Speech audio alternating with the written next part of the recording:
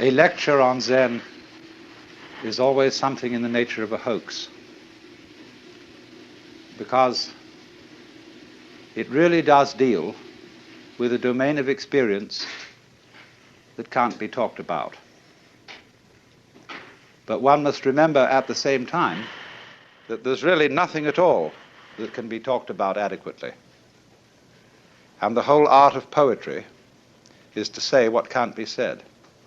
So every poet, every artist, feels when he gets to the end of his work that there's something absolutely essential that was left out. So Zen has always described itself as a finger pointing at the moon. In the Sanskrit saying, Tat Tvamasi, that art thou, Zen is concerned with that. That, of course, is the word which is used for Brahman, the absolute reality, in Hindu philosophy.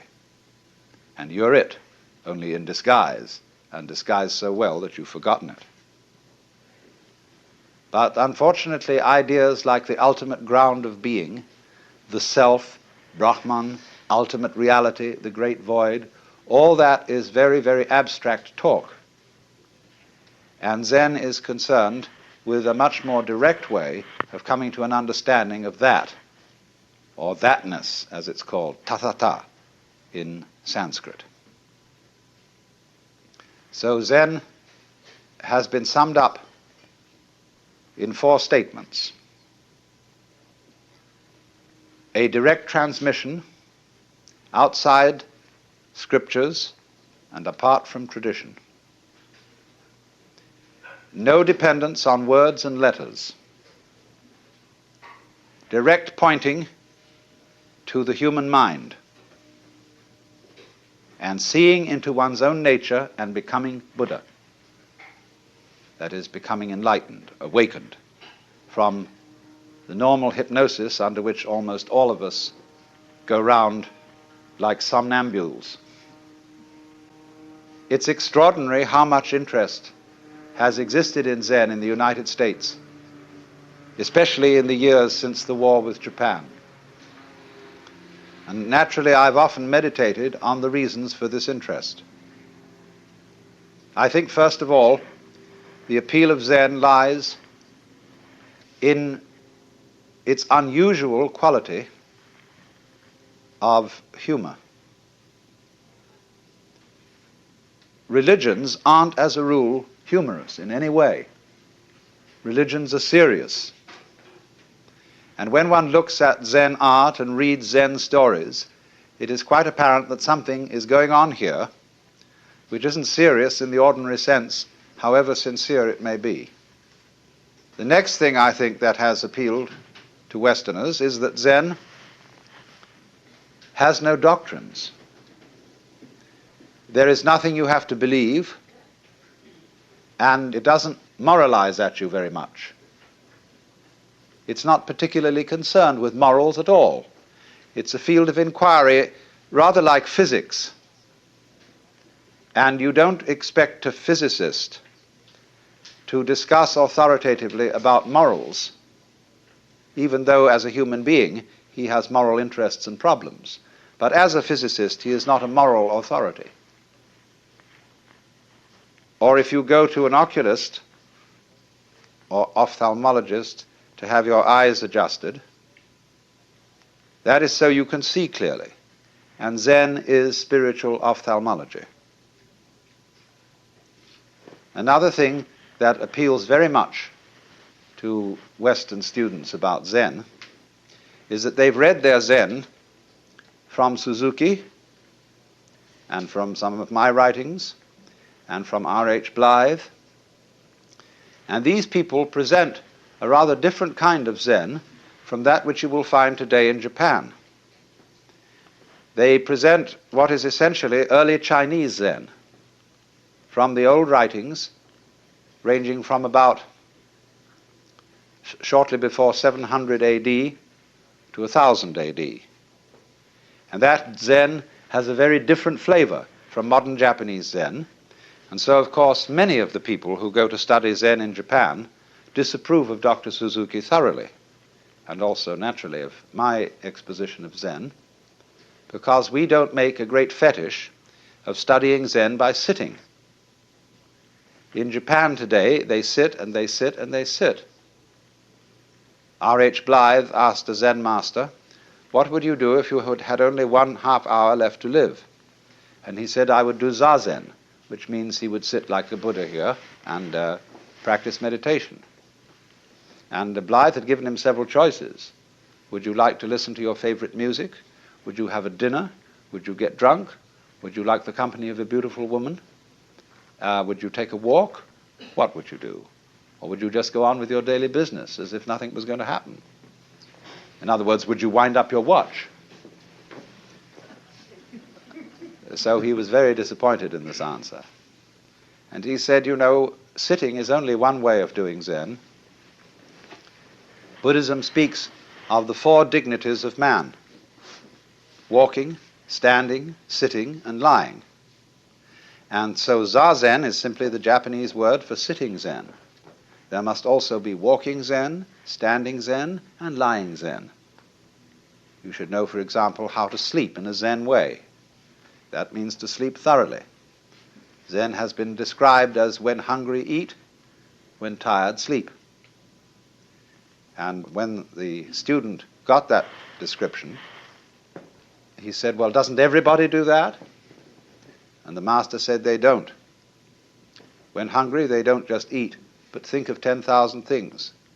When tired, they don't just sleep, but dream innumerable dreams. So in a sense, this sounds like the old Western truism: whatever your hand finds to do, do it with all your might. But that's not the same thing as Zen. A lot of people like to see if they could sum up Zen in that way. In the Latin motto of the school I used to go to in England, age dum agis, act when you act, or while you act. There's a famous story which beautifully illustrates the current relationships between East and West. Paul Reps, who wrote, or rather drew, a lovely book called Zen Telegrams, once asked a Zen master to sum up Buddhism in one phrase. And he said, "Don't act, but act." So Reps was simply delighted, because he thought the master had said, don't act, but act. And that, of course, would be the Taoist principle of Wu Wei, of action in the spirit of not being separate from the world, realizing so fully that you are the universe too, that your action on it is not an interference, but an expression of the totality. But the master's English was very bad indeed, and Paul Reps had misunderstood him. He had said, don't act, bad act. And you know, that is the sort of attitude that all clergy develop over the centuries. You know how it is when you go to church, if you do. So often the sermon boils down to, my dear people, you ought to be good. And everybody knows that, but hardly anybody knows how. Or even what good is. The fascination of Zen to the West is that it promises a sudden insight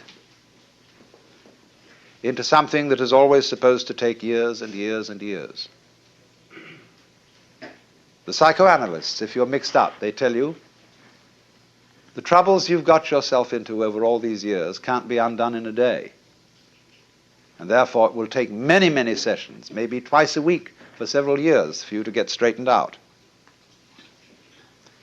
The Christians say that if you embark on a path of spiritual discipline, you get yourself a spiritual director and submit yourself to the will of God, but you may not get into the high states of contemplative prayer for very many years.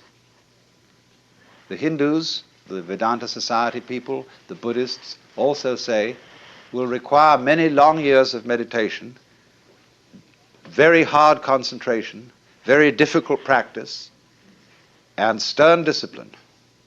And then maybe you will make enough progress in this life to become a monk in your next life. And then you'll make enough progress to enter some of the preliminary stages leading to Buddhahood. But it's all likely to take you many, many incarnations. But when this artist Hasegawa was asked, how does one see into Zen? He said, it may take you 3 seconds. It may take you 30 years. I mean that. And so you see there is always the possibility that it may take only 3 seconds. Zen literature abounds with stories, you see, in which there's a dialogue, or what is called in Japanese mondo, which means question-answer, between a Zen teacher and his student. And these dialogues are fascinatingly incomprehensible. But it always seems to be that at the end of this swift interchange, the student gets the point. Sometimes he doesn't. I gave a book of these dialogues once to a friend of mine who was deeply interested in Eastern philosophy. He said, I haven't understood a word of it, but it's cheered me up enormously.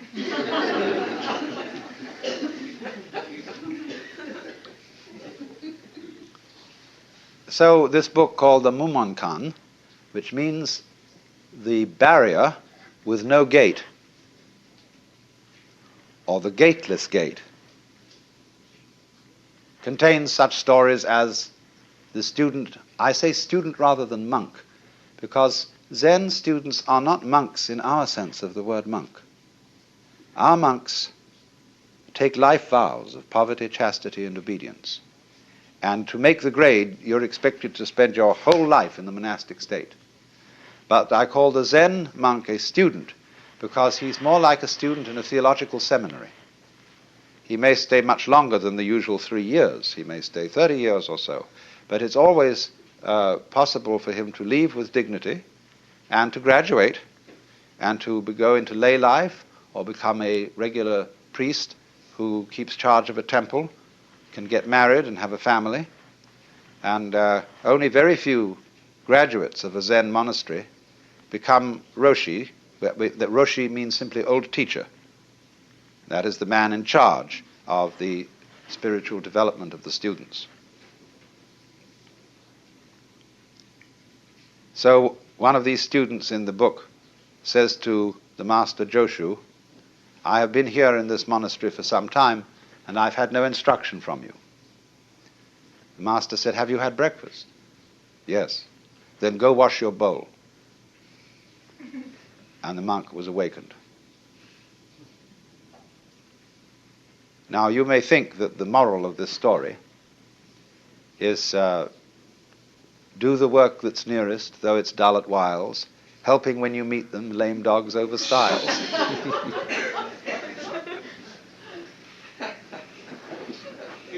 Or that the bowl might be a symbol of the great void, the all-containing universe. And probably the monk had washed it already, because they immediately after eating in Japan and China, in a monastery, they would take tea and pour it into the bowl and swill it around, wash it and wipe it out. So maybe he had already washed the bowl. And in that case, you might think that the master was saying, don't gild the lily. Don't, to use a real nice Zen phrase, don't put legs on a snake or a beard on a eunuch. No, the point of that story is so clear that that's what's difficult about it. And all these stories resemble jokes in this sense. A joke is told to make you laugh. When you get the point of a joke, you laugh spontaneously. But if the point has to be explained to you, you don't laugh so well. You force a laugh. there is some kind of sudden impact between the punchline and the laugh. And so in exactly the same way with these stories, there is expected to be something else than laughter, which is sudden insight into the nature of being. Nature of being, that sounds, again, very abstract. But it was go wash your bowl. So, another story in this book concerns a master who said, when a cow walks out of the enclosure, the corral, the horns and head, the four legs and the body all get through, but not the tail. How is it that the tail can't get through? And nobody could answer this. Another story tells of a certain master called Bai Zhang, who was so good that he had hundreds of students, and they couldn't all be housed in one monastery. So he had to find one of the students who could also be a master. And so he arranged a test. He put down a pitcher in front of them all and said, without making an assertion or without making a denial, tell me, what is this? And the senior monk said it couldn't be called a piece of wood. And the teacher didn't accept this answer. But the monastery cook came forward and kicked the pitcher over and walked away. And he got the job. And the commentator remarks, maybe he wasn't so smart after all, for he gave up an easy job for a difficult one.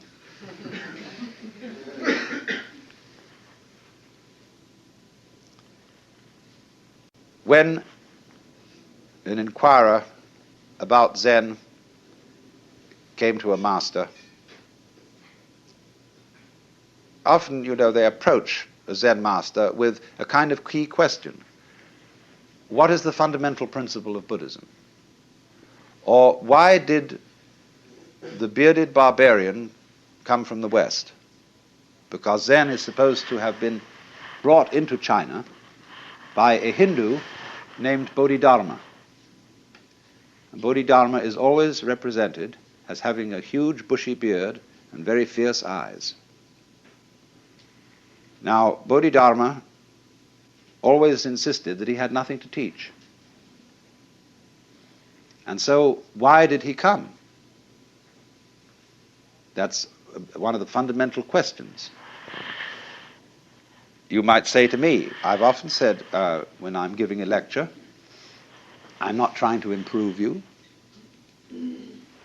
I'm not trying to persuade you to a certain point of view. That is to say, like a preacher would convert somebody. In fact, I have nothing to tell you at all. Because were I to presume that I had something to tell you, I would be like a person who picked your pocket and sold you your own watch. So you might say, then why do I talk? You might ask the sky, why are you blue? The clouds, why do you float around? Birds, why do you sing? And we've been busy trying to invent explanations for all this. And so there's this great Zen saying. One of the old masters said, when I was a young man and knew nothing of Buddhism, mountains were mountains and waters were waters. But when I began to understand a little Buddhism, mountains were no longer mountains and waters no longer waters. In other words, when one starts scientific and philosophical inquiries, everything gets explained away in terms of its causes or other things that go with it. Or one sees that all the things in the world, what we think are separate things, are, as things, illusions. There is nothing separate. So, but he said at the end, but when I had thoroughly understood, mountains were mountains and waters are waters. So, this is what's called direct pointing.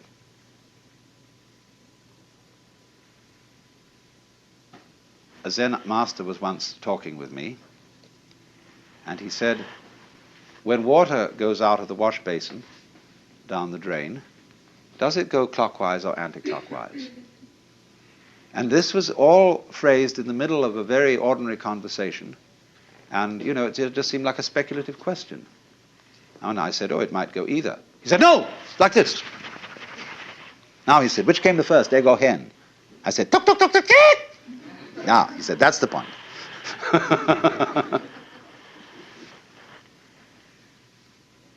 Now, it is saying too much, I warn you, to say that Zen is trying to point to the physical universe so that you can look at it without forming ideas about it.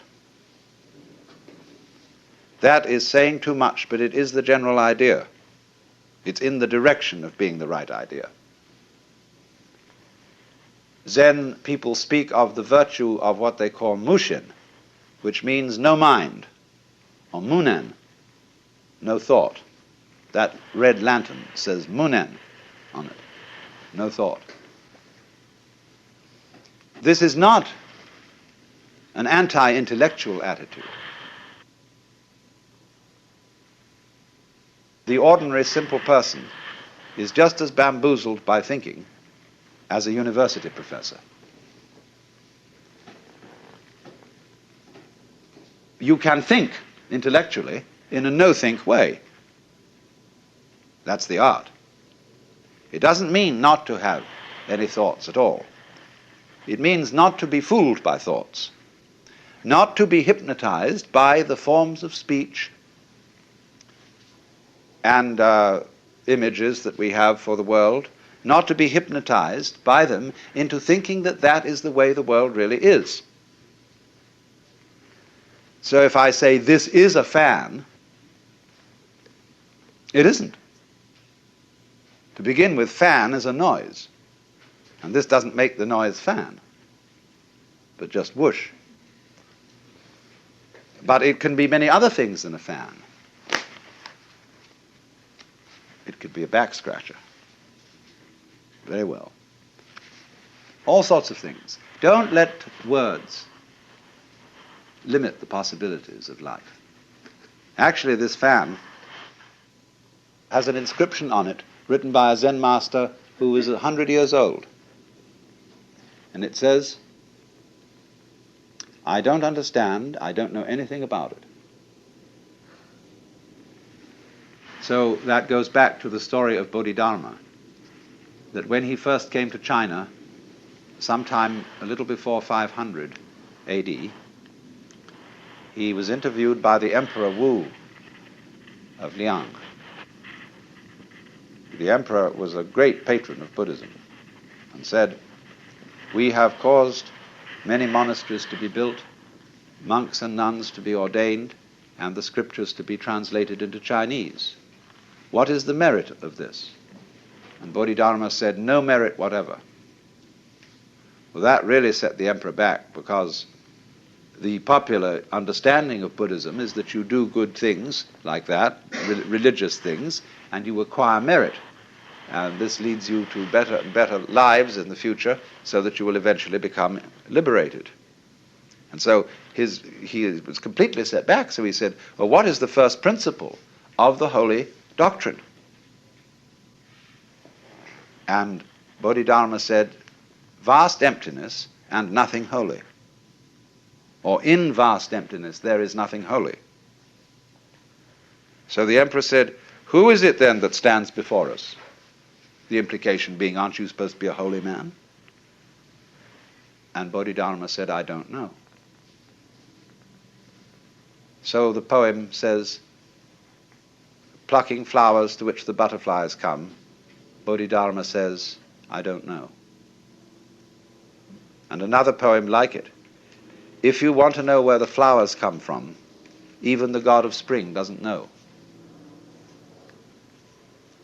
So anybody who says that he knows what Zen is a fraud. Nobody knows. Just like you don't know who you are. All this business about your name and your accomplishments, your certificates, what your friends say about you, you know very well that's not you. But the problem to know who you are is the problem of smelling your own nose. When the great Japanese master Dogen came back from China in about the year 1200 to bring his school of Zen into Japan, they asked him, "What did you learn in China?" He said, "The eyes are horizontal, the nose is perpendicular."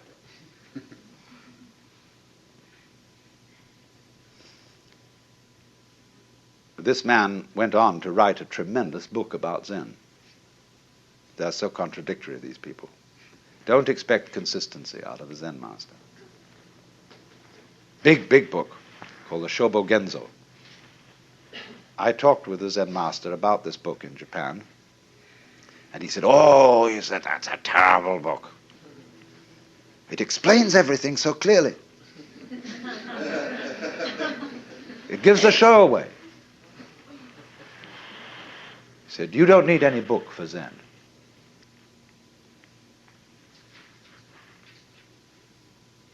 So you see, it is this kind of way of going about things, this method of Zen, that has so fascinated the West. And everybody who reads about Zen wonders if somehow, you see, this understanding is right under your nose. You know how it is, sometimes you can get a crowd of people to come into a room, and you put something in the room that's absurd. Like suppose there was a balloon floating on the ceiling. People could come in and not notice it at all. Or, somebody puts on something weird, some kind of a funny necktie or something. And you say to a person, "Well, haven't you noticed?" A woman in a new dress, you know? "Haven't you noticed?" I said, "Well, no, what is it? What is it?" "No, it's right under your nose. They're staring you in the face, but you don't see it." And Zen is exactly like that.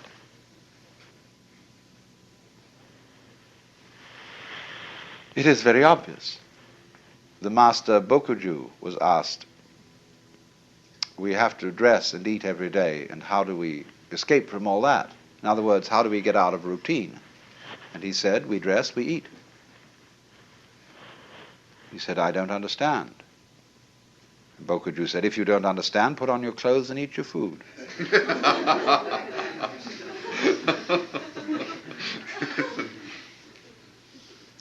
Another Zen master in quite recent times was interviewing a student. You see, all these stories I'm telling you are connected, and what I want you to do is to grasp intuitively the connection. I was interviewing a student, a Western student, and he said, "Get up and walk across the room." He got up and walked and came back. He said, "Where are your footprints?"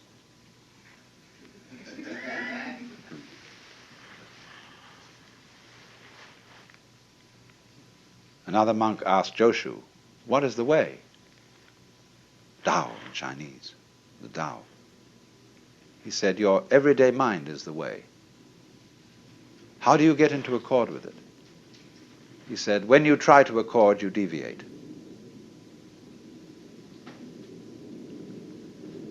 So, here is this extraordinary phenomenon. Now let me say, having presented you with all these fireworks, let me say a few sober things about Zen as a historical phenomenon. Zen is a subdivision of Mahayana Buddhism. And as you know, that is the school of Buddhism which is concerned with realizing Buddha nature in this world.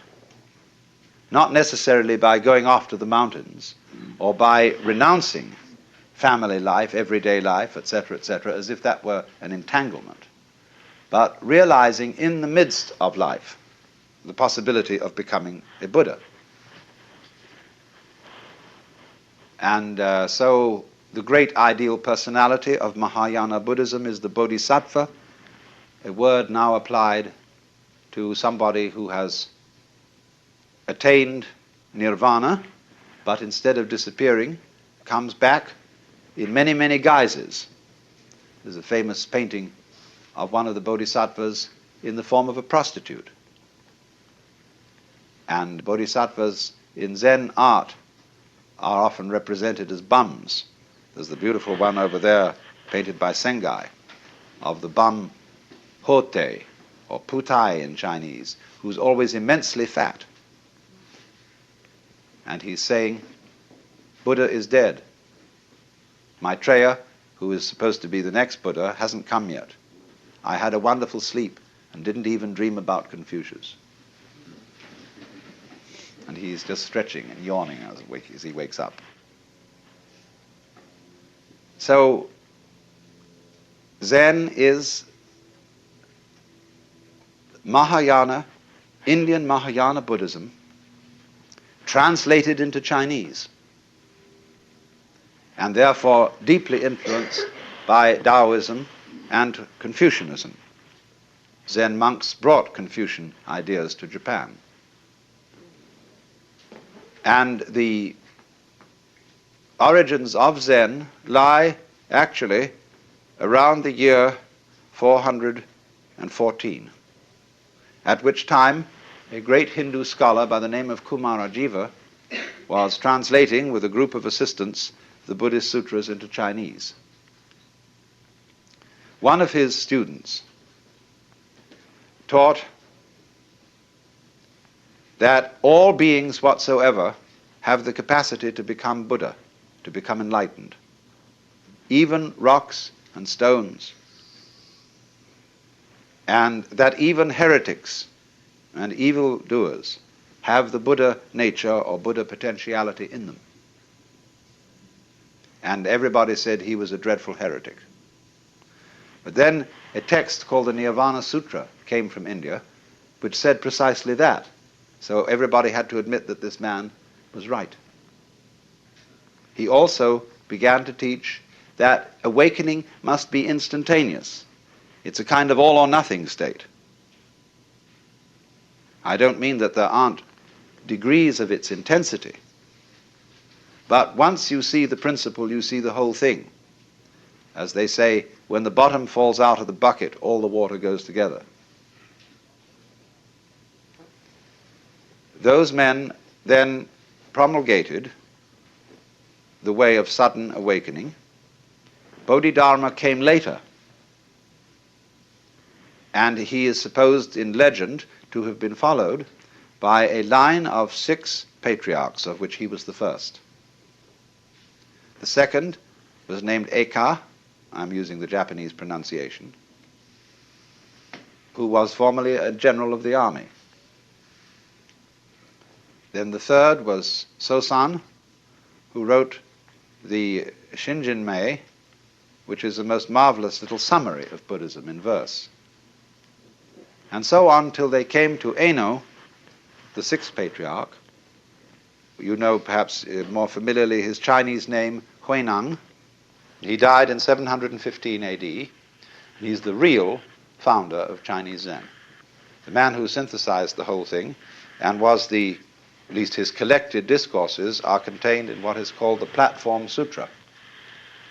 And any student of Zen should read the Platform Sutra. But Eno really fused Zen with the Chinese way of doing things. And he emphasized very thoroughly, do not think you are going to attain Buddhahood by sitting down all day and keeping your mind blank.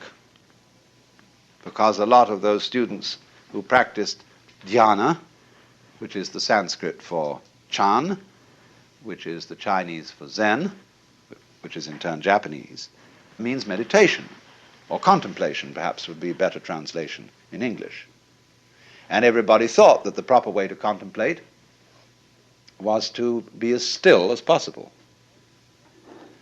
But according to Zen, that is to be a stone Buddha instead of a living Buddha. Now I can knock a stone Buddha on the head, clunk, and it has no feelings. And so it's a stone Buddha.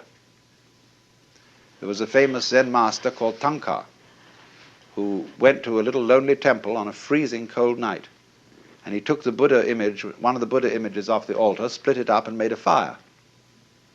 And when the attendant of the temple came in the morning, he was horrified. Broke at the image, and Tankar took his stick, started raking in the ashes. And the temple priest said, "What are you looking for?" He said, "I'm looking for the sali, that is to say the jewels that are supposed to be found in the body of a genuine Buddha when he's cremated." So the priest said, "You couldn't expect to find sali from a wooden Buddha." In that case, said Tankar, "Let me have that other Buddha for my fire." That's, you see, the difference between living Buddha and stone Buddha. But a person who thinks that in order to be awakened, you have to be heartless, to have no emotions, no feelings, that you couldn't possibly lose your temper or get angry or feel annoyed or depressed, those people haven't got the right idea at all. If that's your ideal, said Eno, you might just as well be a block of wood or a piece of stone. What he wanted you to understand is that your real mind, while all those emotions are going on, is imperturbable. Just like when you move your hand through the sky, you don't leave a track. The birds don't stain the blue when they pass by. And when the water reflects the image of the geese, the reflection doesn't stick there. So, to be pure-minded in the Zen way, or clear-minded is a better way of translating it, is not to have no thoughts. It's not a question of not thinking about dirty things. One great master of the Tang dynasty, when asked, "What is Buddha?" believe it or not, answered, "A dried turd." So it's not that kind of purity. It is purity, clarity, in the sense that your mind isn't sticky. You don't harbor grievances. You don't be attached to the past. You go with it, with life. Life is flowing all the time. That is the Tao, the flow of life. You are going along with it whether you want to or not. You're like people in a stream. You can swim against the stream, but you'll still be moved along by it. And all you'll do is wear yourself out in futility. But if you swim with the stream, the whole strength of the stream is yours. Of course, the difficulty that so many of us have is finding out which way the stream is going. But suddenly, as it goes, all the past vanishes, the future has not yet arrived. And there is only one place to be, which is here and now. And there is no way of being anywhere else, none whatever. If you understand that thoroughly, your task is finished. You then become instantaneous and also momentous. So this was Eno's principle. As I said, he died in 715, and he left 5 very great disciples who taught substantially the same sort of thing. But as things go, then these disciples had disciples, and those disciples had disciples, and there's a genealogy. And Zen broke into what are called 5 houses. And these, some of them didn't go on. Zen went on in 2 main forms. One is called, by the Japanese, Rinzai Zen, after the great master Rinzai, who lived towards the end of the 9th century. And the Soto school comes from another line, and they have a slightly different emphasis. Soto is more serene in its approach, Rinzai more gutsy, Rinzai people use the koan method in Zen study. Soto people don't, at least not in the same way. But this period between the death of the sixth patriarch, Eno, and about the year 1000 is the golden age of Zen. These were the really formative years. And after that, Zen began to decline in China. It became mixed up with other forms of Buddhism, and it suffered the fate of many, many forms of meditation type or yoga type discipline.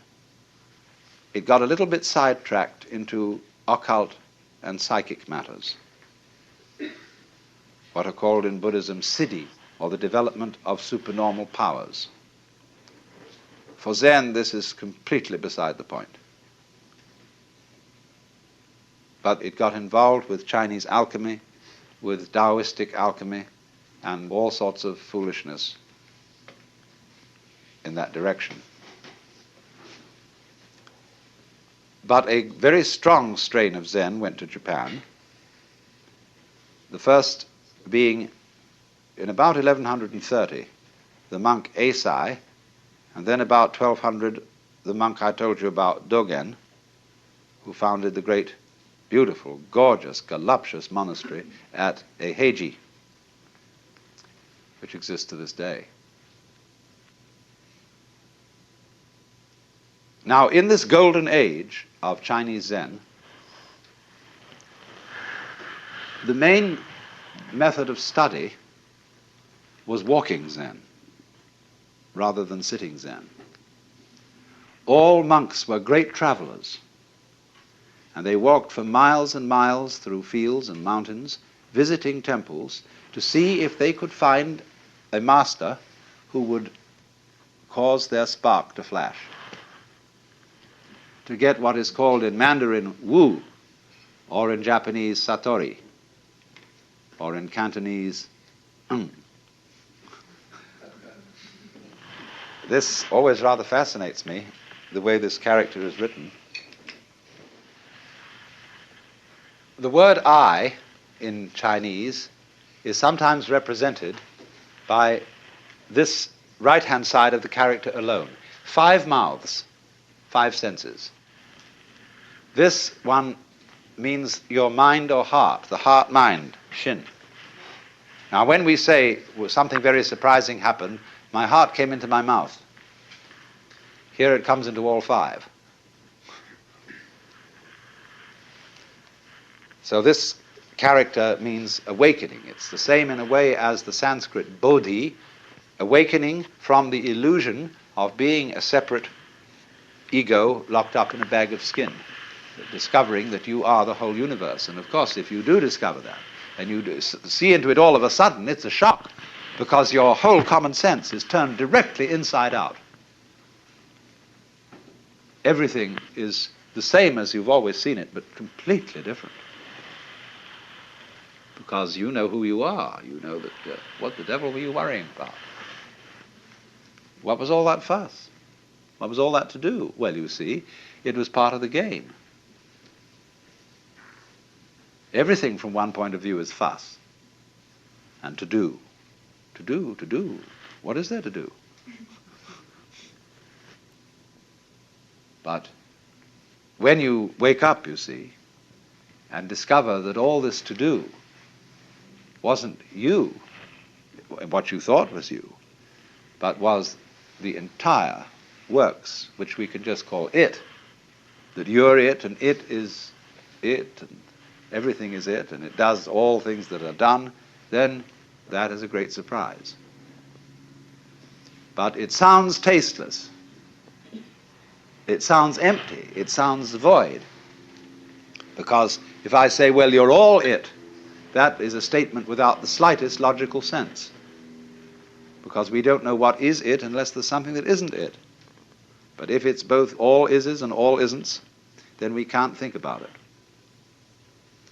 Nevertheless, it is highly possible to see that that's so in a way that's so vivid it brings your heart into all your 5 mouths.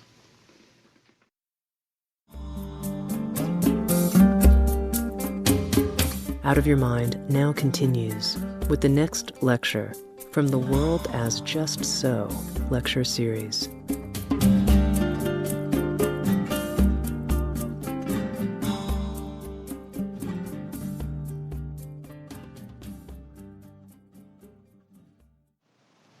In this morning's talk, I was going into some of the fundamental features of Zen, and today I want to concentrate on that aspect of Zen practice which is called in Chinese Mo Che Chu, or going straight ahead.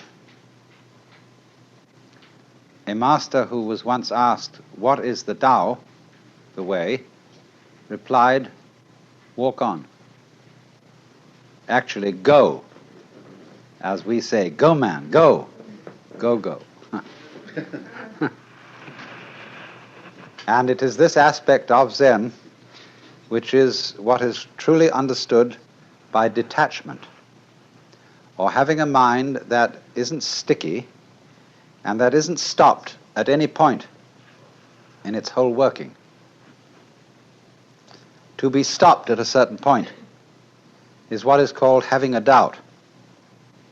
As when one fumbles or wobbles or hesitates about something, trying to find the right solution for the circumstances by thinking it out in a situation where there really is no time to think it out. So that when a Zen teacher asks his disciple a question, he expects an immediate answer, as it were, without thought or premeditation. They speak in Zen, they use a phrase, to have a mind of no deliberation. And they also speak of a kind of person, a man who doesn't depend on anything. That is to say, on a formula, on a theory, on a belief to govern his action. And this person who doesn't stick anywhere is like Dante's image at the end of the Paradiso, where he says in the presence of the vision of God, "But my volition now and my desires were moved as a wheel revolving evenly by love that moves the sun and other stars." And the image of the wheel, which is not too tight on its axle and not too loose, that is really with the axle, is the Zen principle of not being attached, not being sticky. It's very difficult for us to function in that way because we've been brought up to believe that there are two sides to ourselves. One, the animal side, and the other, the human and civilized side. And these are expressed in what Freud calls the pleasure principle, which he classifies with the animal side, with the id, and the other, the reality principle, which he puts on the side of society and the superego. And man is so split that he is in a constant fight between these two. Theosophists sometimes speak of our having two selves, the higher self, which is spiritual, and the lower self, which is merely psychic, the ego. And therefore the problem of life is to make the one self, the higher one, take charge of the lower, as a rider takes charge of a horse. But the problem that constantly arises is, how do you know that what you think is your higher self isn't really your lower self in disguise? When a thief is robbing a house and the police enter on the ground floor, the thief goes up to the second floor, and when the police follow up the stairs, he goes higher and higher until at last he gets out to the rooftop. And in the same way, when one really feels oneself to be the lower self, that is to say, to be a separate ego, and then the moralists come along, they are of course the police, and say, "You ought not to be selfish," then the ego dissembles and tries to pretend that he's a good person after all. And therefore, one of the ways of doing this is for the ego to say, I believe I have a higher self. And I would say, why do you believe that? Do you know the higher self? No, if I knew it, I would behave differently. But I'm trying to get there. Well, why are you trying to get there? Well, then the police wouldn't come around. Then the moralists wouldn't preach at me. Then I could feel that I was doing my duty, behaving as a proper member of society. But all this is a great phony front. If you don't know that there is a higher self, and you believe that there is one, on whose authority do you believe this? You say, oh, such and such a teacher, Buddha, Jesus, Shankara, the Upanishads, said that we have a higher self. And I believe it. Catholics sometimes say they believe their religion because they're told to, and they have to be obedient. The Catechism starts out, the Baltimore Catechism, it starts out, we are bound to believe that there is but one God, the Father Almighty, creator of heaven and earth, etc. And they make jokes about the Protestants and say, they don't have real authority in Protestant church because everybody interprets the Bible according to his own opinion. But we have an authoritative interpretation of the Bible. But this always screens out the fact that it is fundamentally a matter of your own opinion that you accept the authority of the church to interpret the Bible. You cannot escape in all matters of belief from opinion. In other words, it must become clear to you that you yourself create all the authorities you accept. And if you create them in order to dissimulate, in order to pretend that your motivations and your character are different, that you would like them to be different, this is the same old principle of the separate self trying to improve itself so that it will live longer or survive in the spiritual world or attain the riches and the progress of enlightenment. And the whole thing is phony. So in Zen, a duality between higher self and lower self is not made.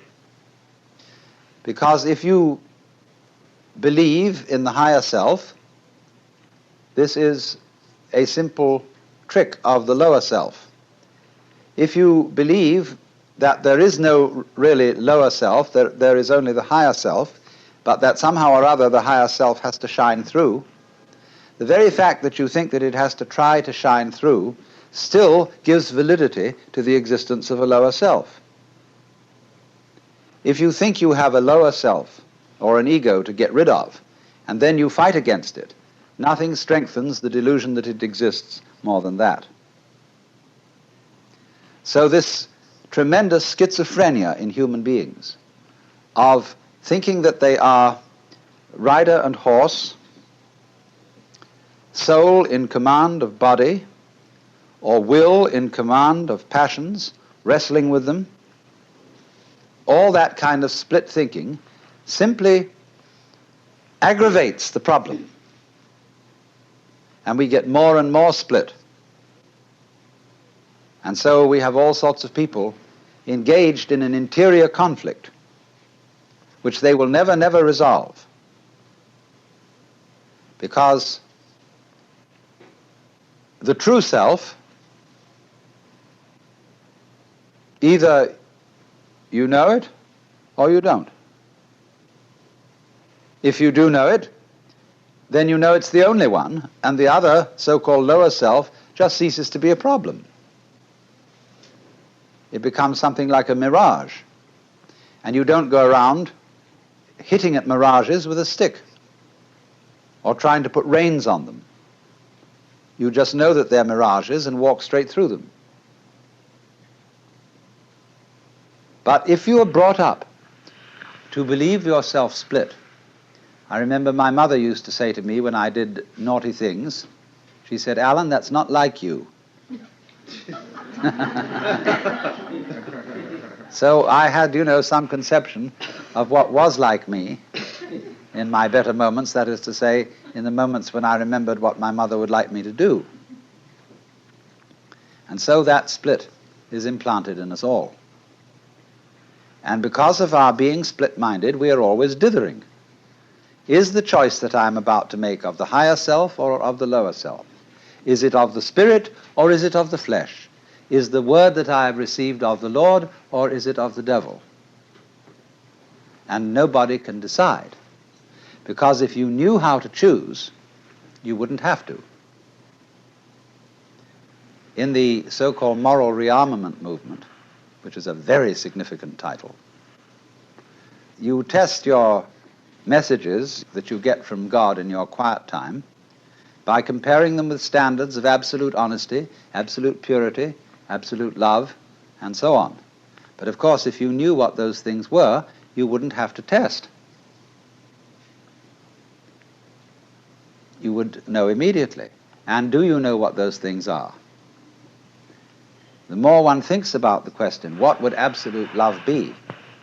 Supposing I could set myself the ideal of being absolutely loving to everybody, what would that imply in terms of conduct? Well, you can think about that till all is blue, because you could never get to the answer. The problems of life are so subtle that to try to solve them with vague principles, as if those vague principles were specific instructions, is completely impossible. So, it is important to overcome split-mindedness, but what is the way? Where can you start from if you're already split? A Taoist saying is that when the wrong man uses the right means work in the wrong way. So what are you to do? How can you get off it and get moving? Fundamentally, of course, you have to be surprised into it. Winthrop Sargent, not so long ago, interviewed a great Zen priest in Kyoto who posed to him the question, "Who are you?" And he said, "Well, I'm Winthrop Sargent." And the priest laughed. "No," he said, "I don't mean that. I mean, who are you really?" Well, then he went into all sorts of abstractions about his being a particular human being and so on, who was a journalist and so on, and the priest just laughed and said, "No." Then the priest just tossed off the conversation, and a little later made a joke, and Sargent laughed. And he said, "There you are."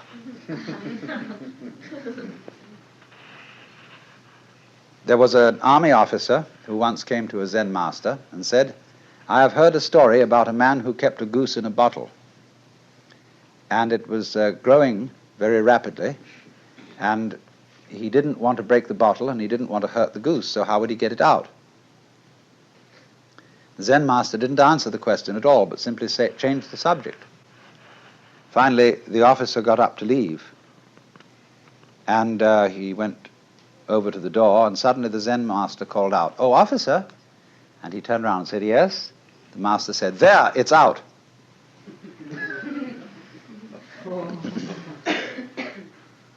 So in the same way, if I say to you, "Good morning," you say, "Good morning." Nice day, isn't it? Yes. Or if I hit you, boom, you say, "Ouch." And you don't stop to hesitate to give these answers and these responses. You don't think about it when I say "good morning." Unless you're a psychiatrist, what could I be, what could I be meaning? So you respond. So in exactly the same way, that kind of response, which doesn't have to be a deliberate response, a response of a no deliberating mind, is a response of a Buddha mind or an unattached mind. But you must not imagine that this is necessarily a quick response, because if you get hung up on the idea of responding quickly, The idea of quickness will be itself a form of obstruction. Very often when Dr. Suzuki is asked a question, very complicated question by some philosophy major at Columbia when he's giving lectures there, he's silent for a full minute and then says, yes. And this is exactly as spontaneous a response as it would be if he had answered immediately. Because during the period of silence, he is not fishing around to think of something to say.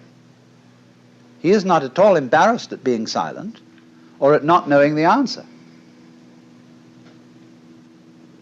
So, if you don't know the answer, you can be silent. If nobody asks a question, you can be silent. There's no need to be embarrassed about it or to be stuck on it. But you cannot overcome being stuck if you think that somehow you would be guilty if you were stuck. When you are perfectly free to feel stuck or not stuck, then you're unstuck.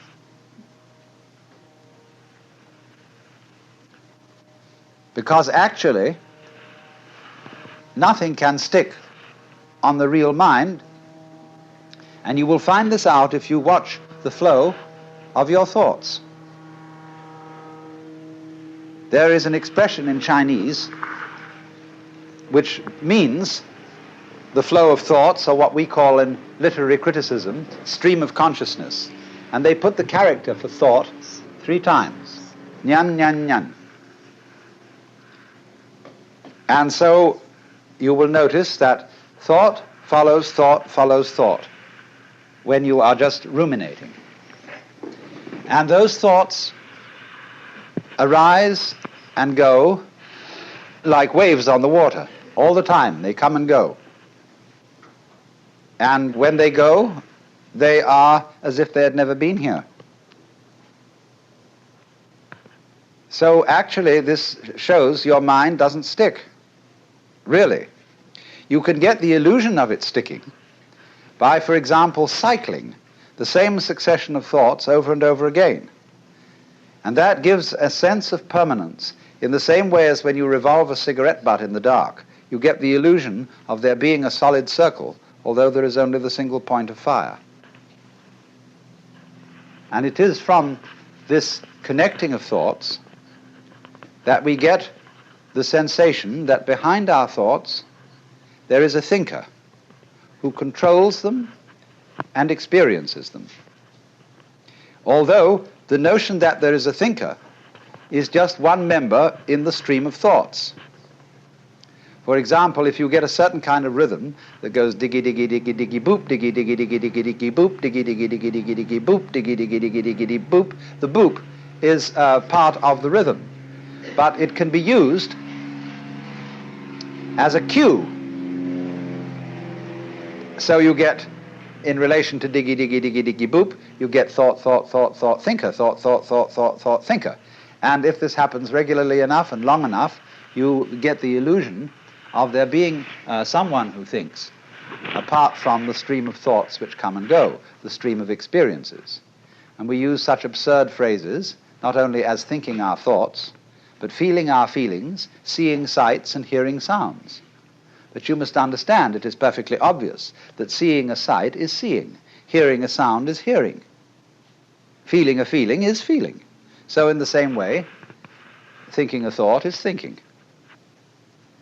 But you get split-minded, you see, and so you get I and me, and the I who ought to or must control me as a sensation of some real entity that stands aside from thoughts and chooses among them, controls them, regulates them, and so on. Actually, this is a way to have one's thoughts not controlled. The more there is this duality of the separate thinker standing aside from the thoughts, or the separate feeler watching or feeling the feelings, the more the stream of feelings is coaxed into self-protective activity. into getting more and more like a stuck record, the purposes of which are to protect and to aggrandize and enlarge the status of the supposed thinker. When Joshu, who was a Tang Dynasty Zen master, was asked, he had made some reference to the enlightened mind being like a mind of a child. And he said, well, what is the mind of a child? And he said, a ball in a mountain stream. Why? Thought follows thought instantaneously without interruption.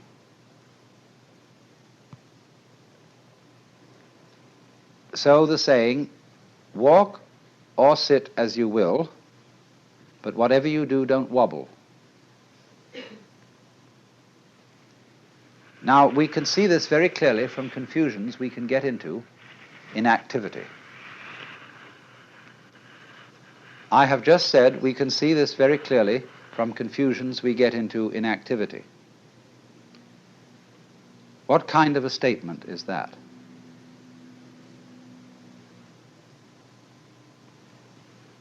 When I raise the question, what kind of a statement was it that I just made, I'm beginning to talk about talking. And one can do that, provided you don't try to do it while you're making the original statement. If I want to say something about what I've just said, then I must do it later, mustn't I? But not at the same time. I cannot say you are a fool, and at the same time say, I'm giving you an insult in so many words. I cannot say, or in mathematics, I cannot write down a certain equation, and as I'm writing it down, simultaneously state what kind of an equation this is.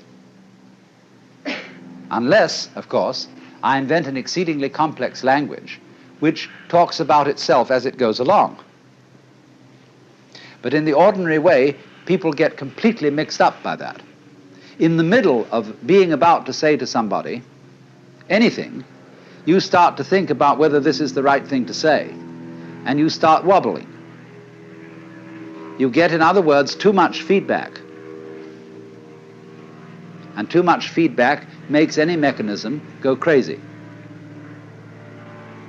So in the same way, when you are very, very aware of a difference between the deeds and the doer while doing the deeds is always sort of commenting on them, the doer never really gets with it. In other words, you are about to strike a nail, and you wonder, as you are about to hit it, is this the right place to put it? And so you probably hit your thumbnail instead of the nail, because you don't go right through with hitting that nail. This is not saying, let me mark this again, it is not saying that there should be no criticism of thought. But if you criticize thought while thinking, as if there were a critic thinker standing aside from the stream of thought, then you get all balled up.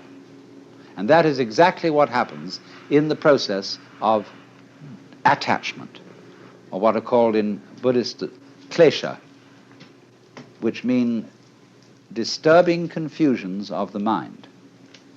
And you see, this kind of confusion is something to which the human organism is peculiarly liable, because the human organism has language, you see, thinking is silent language.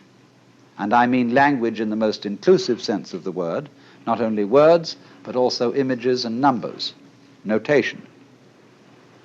Just because then we can talk about anything, we can talk about talking, we can talk about thinking, we can talk about ourselves, as if we could stand aside and say, said I to myself, said I.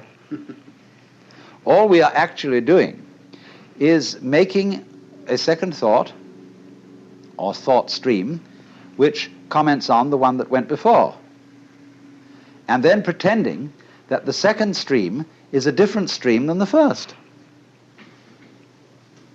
That's because there are built into our minds all kinds of phony images about memory.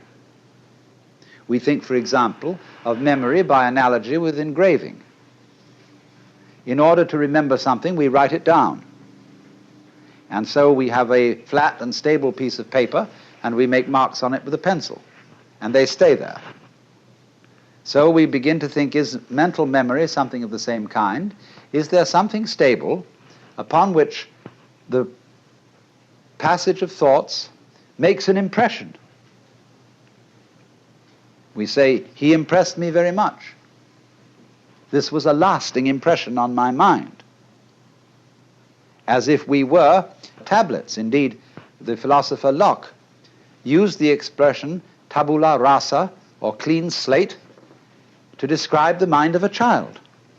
This is a mind which has not yet collected any memories, as if there were some sort of surface which accumulated these things and preserved them, and that's me. But you see, this superstition is related to a much more ancient superstition, that the world consists of two elements, one of which is stuff and the other of which is form. This is a myth based on a model of the world which is fundamentally ceramic. God formed Adam out of the dust of the ground. And so there is a stuff, and so there are forms engraved in it or imposed on it or stamped on it like a seal is stamped on wax. What is stuff like apart from form? What is form like apart from stuff? All those problems which have bothered people for centuries are based on asking the question in the wrong way, on having used the wrong image for the process. Actually, since nobody ever saw a piece of shapeless stuff, and nobody ever saw a piece of stuffless shape, the whole thing really is saying that they are the same. And there isn't any necessity even to think of a difference between them. Even the contrasting words, form and substance, or form and matter, are a nuisance. There is process. There is the flow of thought. And the flow of thought doesn't have to happen to anyone. Experience does not have to beat upon an experiencer. There is all the time simply the one stream going on, and we are convinced that we stand aside from it and observe it, because we've been brought up that way. But you know, in your stream of thought and experience, I am an object, and a very fleeting and passing one. And consequently also in my stream of experience, you also are people who come and go. We are all, you see, living in the same world. We think there is me and there is an external world round me, but I am in your external world and you are in my external world. And if you think about that, you see we are all in one world, going along together. There isn't really the internal and the external. There is simply the process. It's very important to get rid of that illusion of duality between the thinker and the thought. So find out who is the thinker behind the thoughts. Who is the real, genuine you? And so one of the methods that is used is shouting. The Zen master would say to a student, now, I want to hear you. I want to hear you say the word mu and really mean it. Because I want to hear not just the sound, but the person who says it. Now produce for me that. He says, mu! And the Zen teacher says, no, no, not yet. Mu! And it says, it's only coming from your throat. I want to hear your belly, you know? And always, you see, it'll never come while the person is trying to make a differentiation between a true moo and a false moo.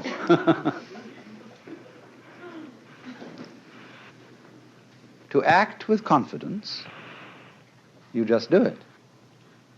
But since people are not used to that, it is necessary to set up protected situations in which it can be done. If we just in the ordinary way of social intercourse acted without deliberation, we would get into amazing confusions. As when people say, always speak the truth, never tell a white lie, and they say exactly what is true and what they think about other people. Well, they can raise a great deal of trouble. But the experience of Zen has been that there should be a kind of enclosure in which this kind of behavior can be done until the people are expert in it and know how to apply it in all situations.